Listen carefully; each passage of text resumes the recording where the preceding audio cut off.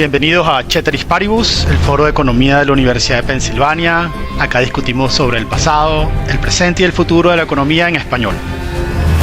Y hoy tenemos el privilegio de contar con José Luis Cruz. Trabaja en la Reserva Federal de Nueva York y acaba de publicar un trabajo denominado La geografía económica del calentamiento global en el Review of Economics Studies. Bienvenido, José Luis. Muchísimas gracias, Ángel.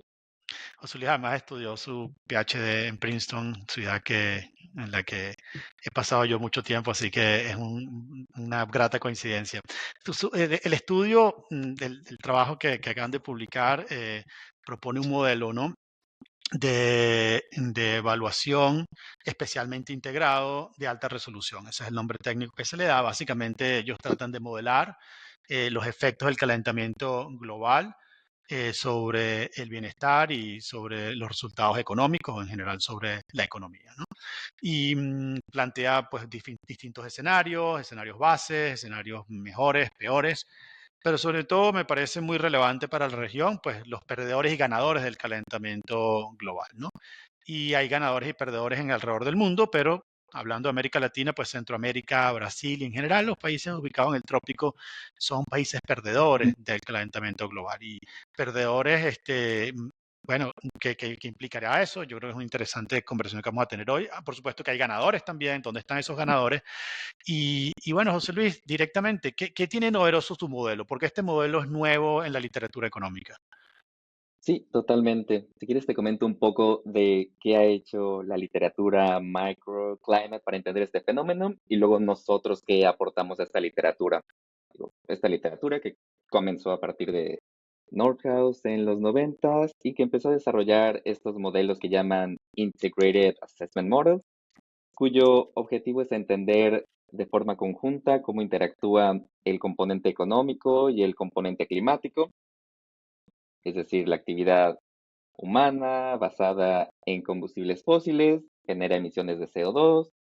Ellos tienen un componente que mapea estas emisiones de CO2 a incrementos de temperatura y este tipo de modelos a su vez construye una función de daño sobre cómo es que incrementos en temperatura afectan mayoritariamente GDP y corren este tipo de modelos hacia el futuro.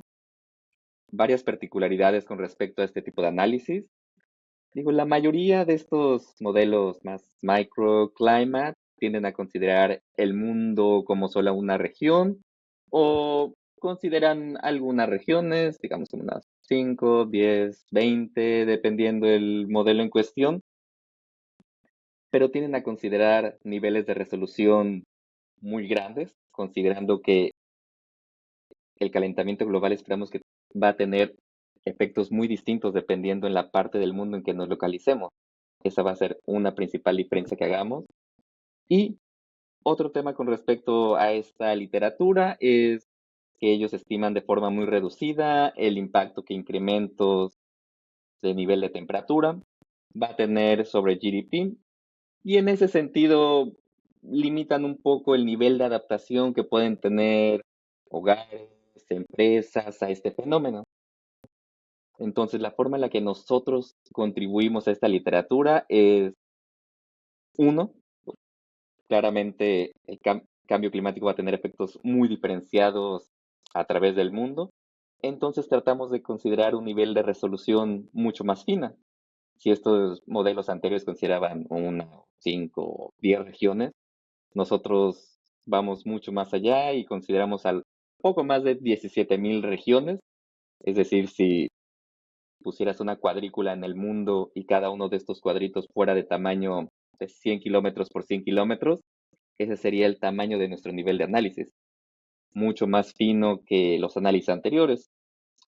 Pero otro punto importante que consideramos es que no solo es importante considerar más regiones, sino considerar que estas regiones van a ser afectadas de forma diferenciada por el calentamiento global, es decir, regiones en el trópico van a ser mucho más afectadas cuando incremente la temperatura que regiones en las zonas árticas, y a su vez entender que estas regiones van a interactuar entre ellas y ello les va a permitir a los agentes tener distintos mecanismos de adaptación.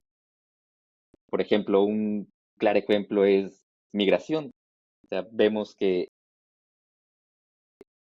en las zonas tropicales hay muchísima gente que van a sufrir incrementos de temperatura. Una idea natural podría ser, bueno, movamos todas las personas y toda la actividad económica hacia las zonas más árticas, que son ahorita escasamente pobladas y son abundantes en tierra, pero claramente ello implica costos de poder migrar por parte de las personas, y este también es una de las partes que queremos incorporar en nuestro modelo. Si bien estamos permitiendo que los agentes, ya sea hogares o empresas, tengan la posibilidad de adaptarse a este fenómeno, por ejemplo, a través de migración, también somos o tratamos de ser realistas en términos de los costos que ello implica.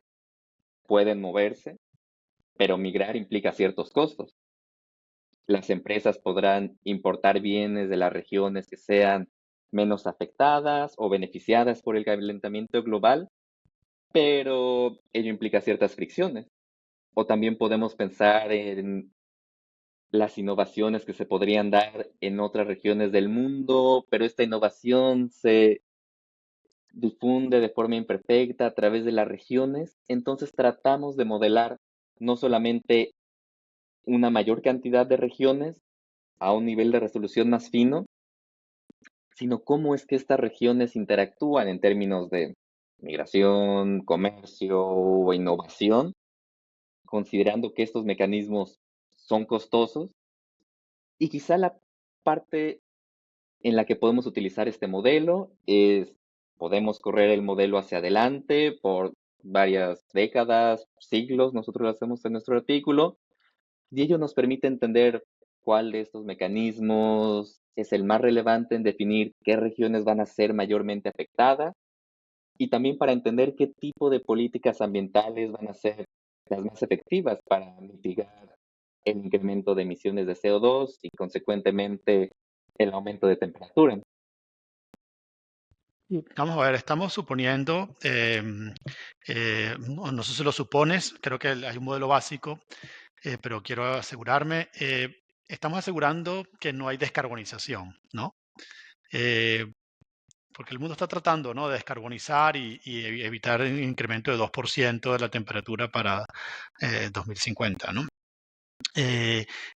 Digo, creo que la respuesta que me has dado es que estás suponiendo que eso no va a ser así, que va a haber un incremento de un porcentaje de incremento del 2%, 2 centígrados más de la temperatura y por eso tienes estos efectos.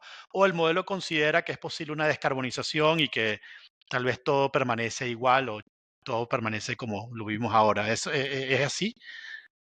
Sí, totalmente. En nuestro escenario base, nosotros consideramos las políticas ambientales que se tienen implementadas a la fecha, las Ujú, mantenemos hacia el futuro ujú, y con base en ello evaluamos el par de las emisiones de CO2, la temperatura global. Digo, observamos que la temperatura a final del siglo en promedio en el mundo se elevaría alrededor de 4 Celsius con respecto a niveles industriales, para finales ujú.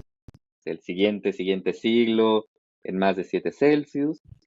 Y con respecto al Wow, tema de decarbonizar, también realizamos distintos escenarios de política ambiental, distintos impuestos a las emisiones de dióxido de carbono o impuestos o subsidios al uso de energía limpia, para entender cómo es que estos pricing mechanisms pueden afectar el uso de combustibles fósiles o de energía limpia y si es que ello puede llevar a un escenario de decarbonización, de reducciones en el uso de combustibles fósiles en el corto o largo plazo y sus consecuentes efectos en los niveles de temperatura.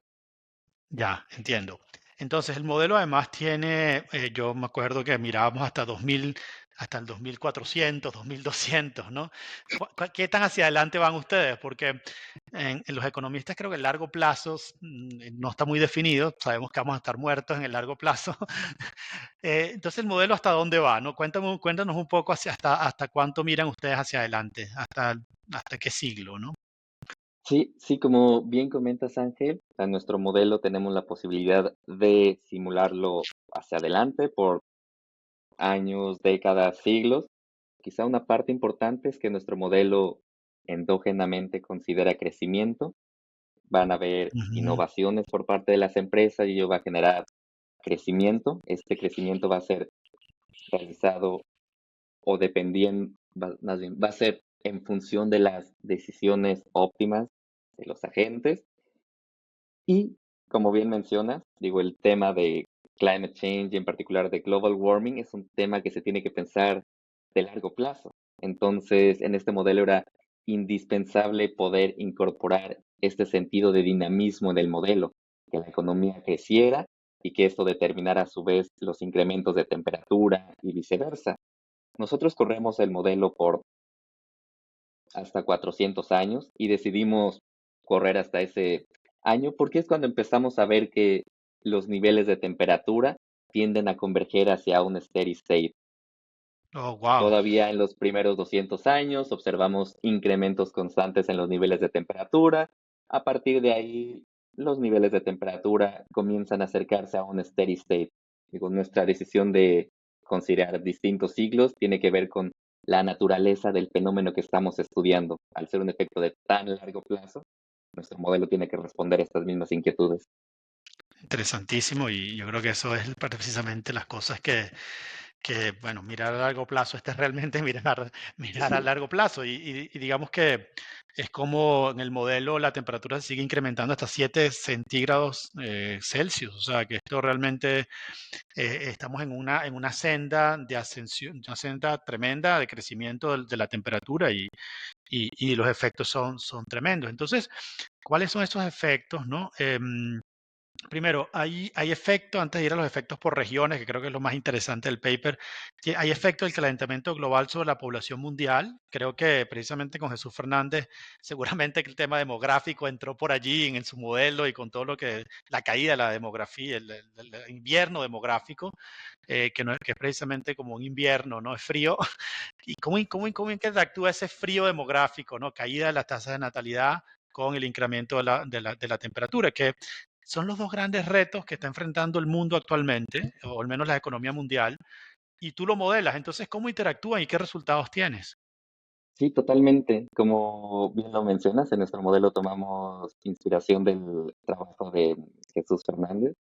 Y digo, él considera que la población, ya sea a nivel país o podemos pensarlo a nivel de hogar, digo, tiende a aumentar la cantidad de hijos o el crecimiento poblacional conforme menos ingreso tengas. Es decir, tenemos este mecanismo tipo Becker, te tiendes a Sí. sustituir la cantidad por la calidad de hijos conforme tu ingreso va aumentando.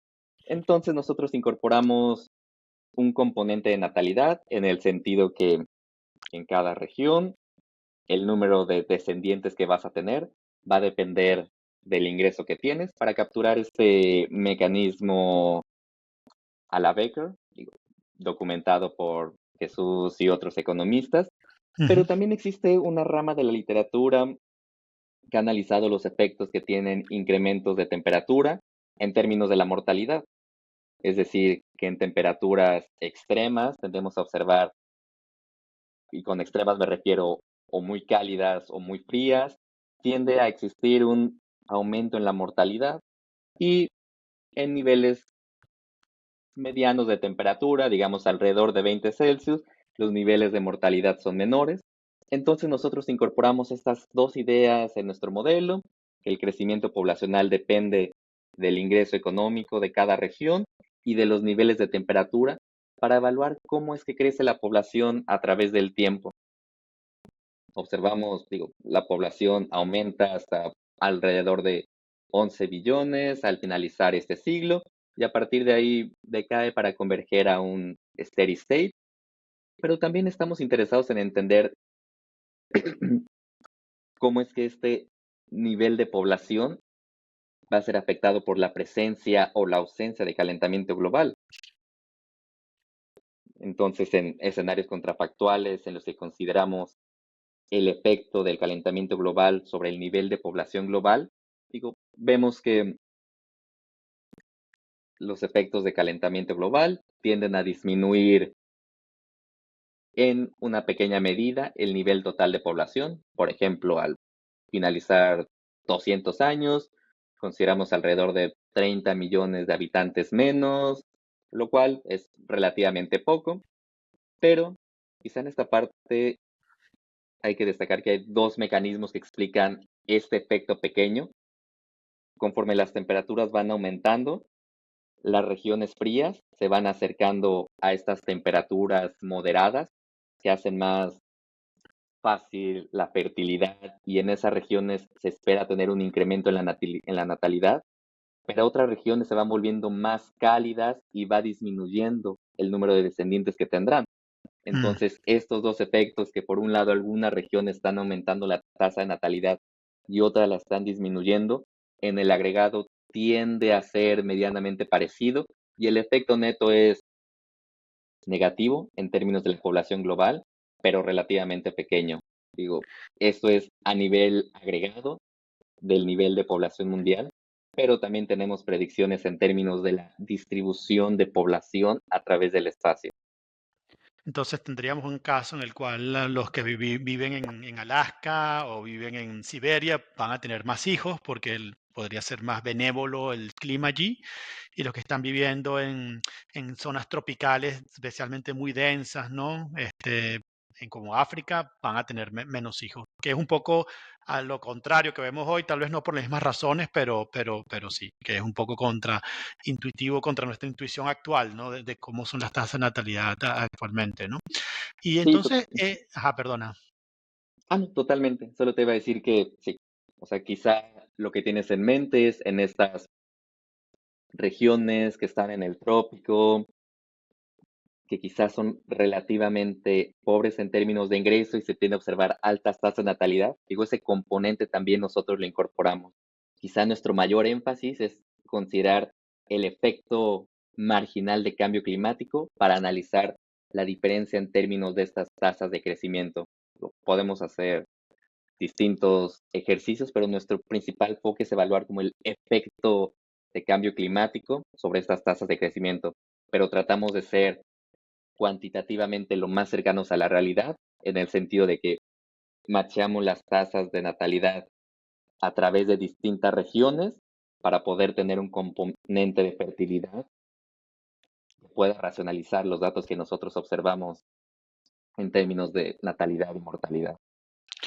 Efectivamente, y creo que una cosa que su modelo es bastante innovador es que están microfundamentado, es decir, al final están incorporadas las decisiones individuales de cada persona, es decir, la persona que ve que aumenta la temperatura, cómo toma decisiones al momento de tener hijos, al momento de comerciar, y al momento de migrar. Y cuéntanos entonces un poco eso de ustedes, esos cambios, ¿no? En las reacciones de las personas, ¿no?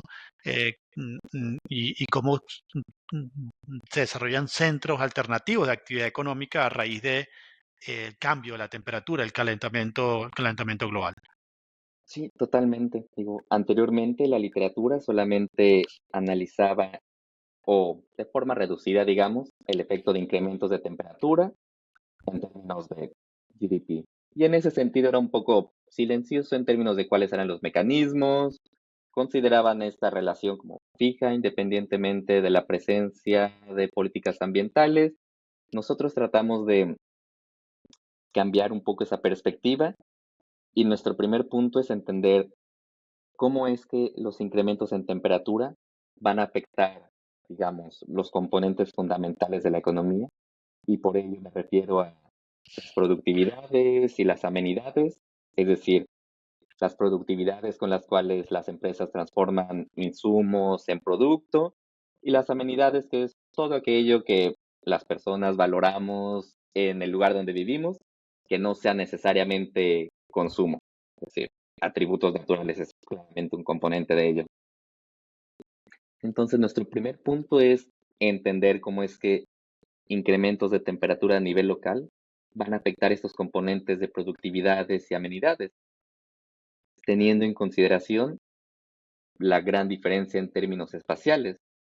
Y lo que hallamos en nuestro artículo es que en las zonas más frías del planeta, norte de Canadá, Siberia, incrementos de temperatura tienen efectos beneficiosos en amenidades y en productividades, pero conforme nos vamos acercando a temperaturas o a zonas más cálidas, estos efectos beneficiosos se vuelven cada vez más pequeños hasta que se vuelven cero en la temperatura ideal y eventualmente se vuelven negativos conforme nos movemos a regiones mucho más cálidas.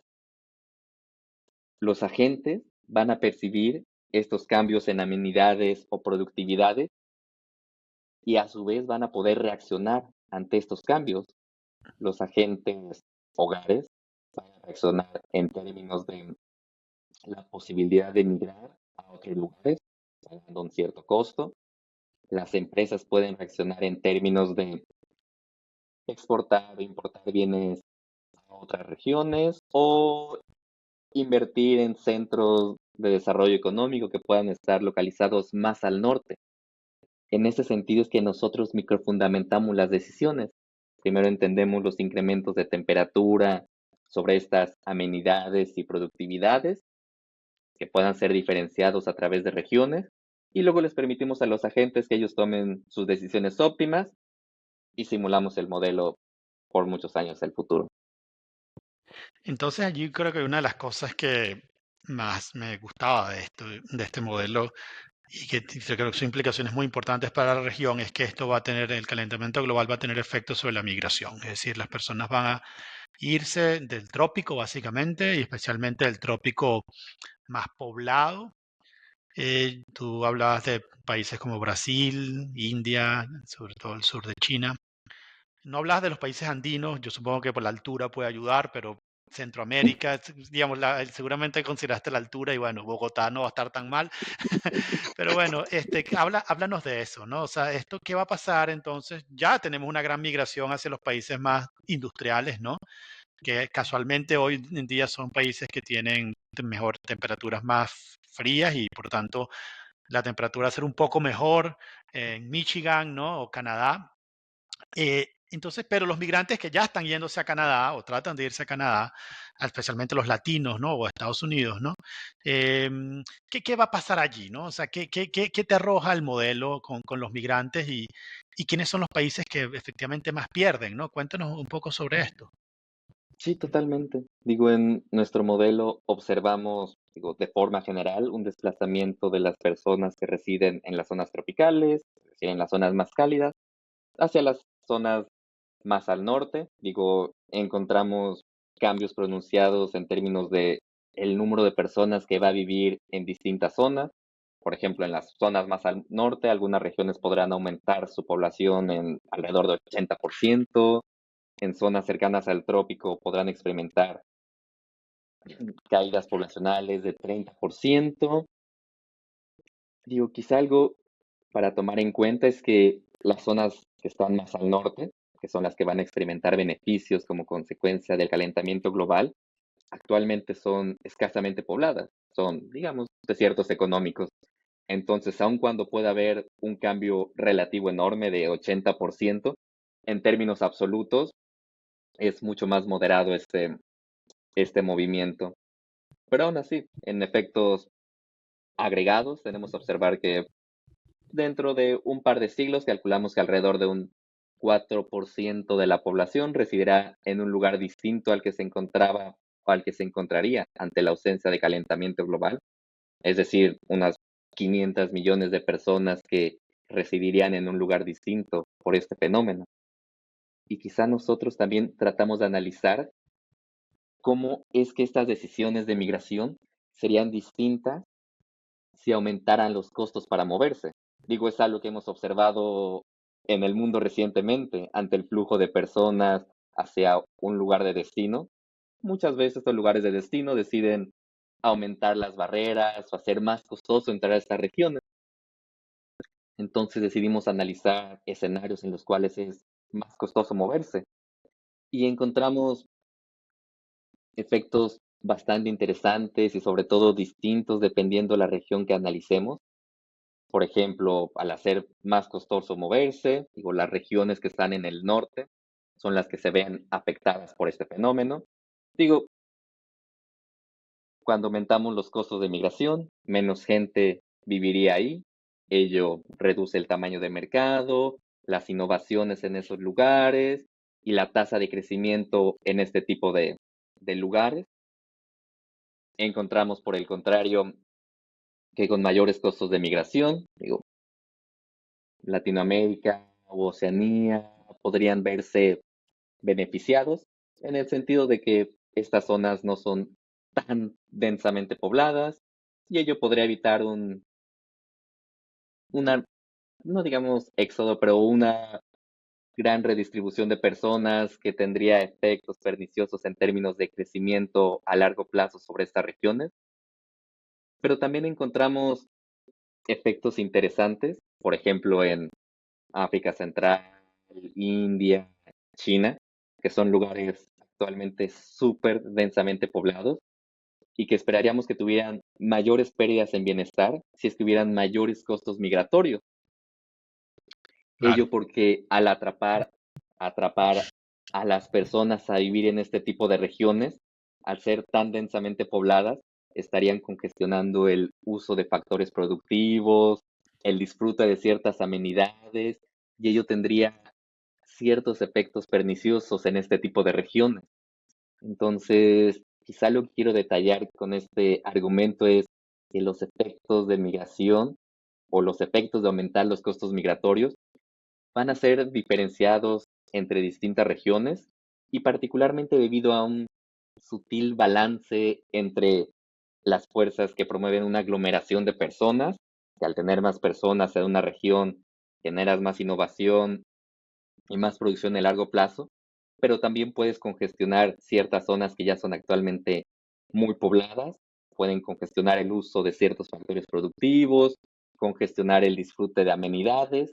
Entonces, ello es algo que está en el núcleo de nuestro análisis, poder incorporar estas fuerzas de congestión y de aglomeración, como la tradición de estos modelos espaciales en los cuales se basa nuestro trabajo. muy, muy interesante y muchísimas gracias realmente por estar acá contándonos esto. Me parece que es un episodio maravilloso de mirar hacia adelante y mirar efectos diferenciados. Ustedes también al final del trabajo eh, exploran, ¿no? En su modelo cuáles son las mejores políticas para combatir el calentamiento global y cuáles son las implicaciones para las distintas regiones del mundo, ¿no? Básicamente las políticas son por impuestos al carbón, es decir, si tú emites carbón por tonelada, tienes un precio que pagar o la sociedad paga un precio, un impuesto, lo que conocemos piguviano, es decir, las externalidades que generas por contaminar, las tienes que pagar o asumir el costo, pero también ustedes evalúan los efectos de impuestos, no impuestos no, los subsidios al carbón, perdón, el subsidio a energías renovables, que básicamente pues es tratar de que se generen nuevas tecnologías y no haga falta usar el gas o el petróleo, ¿no? Un poco como pasó con el COVID, ¿no? O le impide a la gente salir, que era un tax, un impuesto, o descubres la vacuna y entonces ya con tanto subsidio a la vacuna tienes la vacuna, ¿no? Yo no sé si el calentamiento global va a ser tan fácil como el COVID, este, pero bueno, cuéntanos un poco qué impacto tiene cada una, cuál es la mejor, si se puede hablar de esa manera, y cuáles son sus efectos sobre las distintas regiones del mundo. Sí, totalmente. Digo, uno de los objetivos de este artículo era poder analizar el efecto de distintas políticas ambientales, es decir, impuestos a las emisiones de dióxido de carbono o subsidios al uso de energía limpia. Y con respecto al uso de impuestos a las emisiones de dióxido de carbono, el cual suena como la respuesta natural o tratar de equilibrar los precios, machar costo y beneficio social. Digo, era nuestra idea natural y quizá la mayor idea que tiene todo el mundo que habla de este tema. Y con respecto a los carbon taxes, hallamos efectos interesantes. Digo, consideramos carbon taxes más o menos agresivos. Por ejemplo, cuando consideramos un impuesto a nivel mundial similar al que tiene Suecia, vemos que en el corto plazo la implementación de estos impuestos reduce el consumo de combustibles fósiles, por consiguiente las emisiones de CO2, pero algo que observamos en el modelo es que estos carbon taxes tienden a retrasar el uso de los combustibles fósiles, pero no los eliminan por completo. ¿Y a qué me refiero con esto? A que podemos implementar un impuesto a las emisiones de dióxido de carbono, y ello reduce las emisiones de CO2 en el corto plazo, pero conforme la economía vaya creciendo, va a necesitar más insumos para poder producir, y en el sentido de que combustibles fósiles y energía limpia no son perfectamente sustituibles, es decir, hay un cierto nivel de sustitutabilidad, pero no es perfecto, en el sentido en que esta sustitutabilidad no es perfecta, la economía va a requerir consumir mayores y mayores cantidades de combustibles fósiles, y en el largo plazo la cantidad de combustibles fósiles que se usó va a ser no tan distinta con o sin carbon taxes. Lo que cambia un poco es el timing, el momento en el que decides consumir estos combustibles fósiles. Es decir, con este tipo de políticas ambientales puedes retrasar un poco los efectos de calentamiento global, pero va a ser muy difícil poder corregirlos completamente en el largo plazo. Y mencionabas justamente la analogía con la pandemia. Digo, es un artículo que escribimos durante ese momento y pensábamos que, al igual que en la pandemia puedes contener un poco la movilidad de las personas para mitigar el número de casos, pero no puede hacer eso en el largo plazo. En el corto plazo, ok, es una solución costosa, pero lo que te interesa es que no explote el número de casos. Mm. Eventualmente requieres de una vacuna, algo que te ayude a disminuir el número de casos. Y quizás esa es la forma en la que pensamos nosotros en términos de estos carbon taxes. Es algo que en el corto plazo nos puede ayudar a contener las emisiones de dióxido de carbono, a retrasar un poco el incremento de temperatura, pero necesitamos algo más parecido a esta vacuna.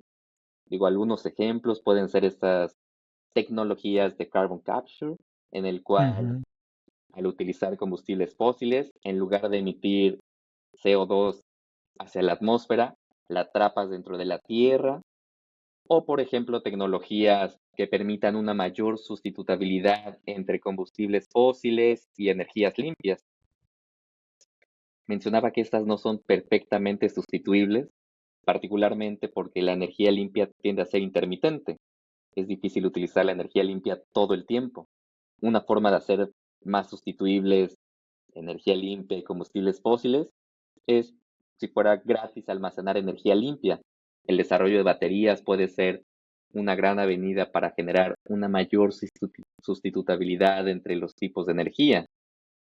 Este tipo de tecnologías implementadas en el mediano plazo, complementadas con carbon taxes en un corto plazo, pueden ser efectivas para mitigar este fenómeno. Y finalmente también analizamos el efecto de subsidios a la energía limpia y hallamos que estos tienen un rol relativamente pequeño en contener las emisiones de dióxido de carbono y el avance de temperatura global. Digo, mayoritariamente porque energía limpia y combustibles fósiles no son tan sustituibles. Es decir, aun cuando hagamos más barato consumir uno, el cambio en la cantidad de consumo del otro no va a ser tan grande. Entonces, en ese sentido, también tecnologías que puedan tener una mayor sustitutabilidad entre energía sucia y limpia, acompañadas de ese tipo de subsidios, podrían tener efectos mucho más poderosos. Interesante, interesante. Y además que has podido poner todo esto en un solo lugar, en un solo modelo, y tener esta economía, la geografía económica del calentamiento global, con las migraciones, con los cambios en los ejes. Obviamente, los que están escuchando esto no lo van a ver. Esto estamos hablando de un modelo a 2200, 2400, 400 años en adelante, pero a tener en cuenta sobre los efectos tremendos que va a tener el calentamiento global sobre el mundo tal cual como lo conocemos hoy. Muchas gracias, José Luis, por estar acá en Ceteris Paribus el día de hoy. No, al contrario, Ángel, muchísimas gracias por la invitación, un placer. Esto fue Ceteris Paribus, el podcast de economía en español del Penn Initiative for Study of Markets en el Departamento de Economía de la Universidad de Pensilvania. Aquí discutimos el pasado, el presente y el futuro de la economía en español, haciendo especial seguimiento a América Latina. Yo soy Ángel Alvarado. Me gustaría saber más de ustedes. Nos pueden contactar a través del Penn-Chetris en Instagram y Twitter.